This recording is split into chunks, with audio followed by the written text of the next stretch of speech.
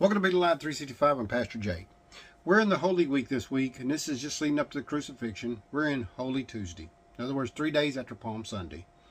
And Jesus is walking, he sees a tree again, and his disciple says, look how withered it is. And Jesus talks to him more about faith, how important faith is to God. Because you cannot please God without faith.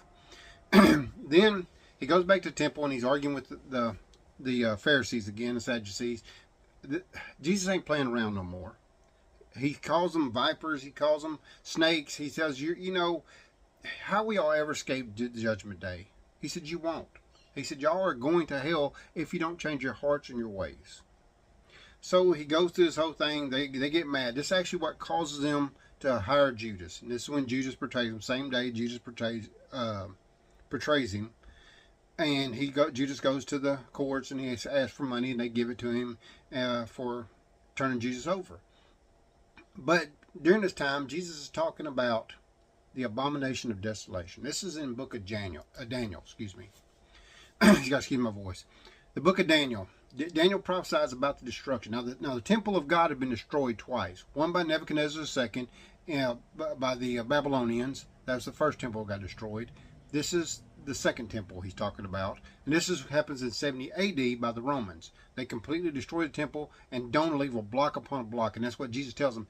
There will not be a block upon a block. He said, but here's the thing is, when I take the cross, which he was leading up to this, when the Son of Man comes, he's going to rebuild the temple in 3 days.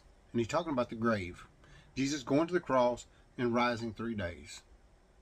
So this is kind of big important scriptures right here. This is an important day because Jesus is actually coming out and he's taking the gloves off. He's whooping up on the Pharisees and Sadducees. You know, they had lawyers coming to him and all this stuff, and he just blowed them away. They wouldn't even talk to him anymore after that. They hire Judas to betray him. He tells them about the temple being destroyed. It's a big day. So what I get out of this whole verse in this day is that you don't play with God. You know, you can try to do whatever you want to, just like the Pharisees did. They tried all these games. It didn't work. You can't play with God. You have to come with God with an open heart, or we're not going to skip judgment day. We're going to go to judgment day with a clean heart. We're going to have our place in the lake of fire. So I always tell everybody, get your heart right with God, because any day the trumpet can sound.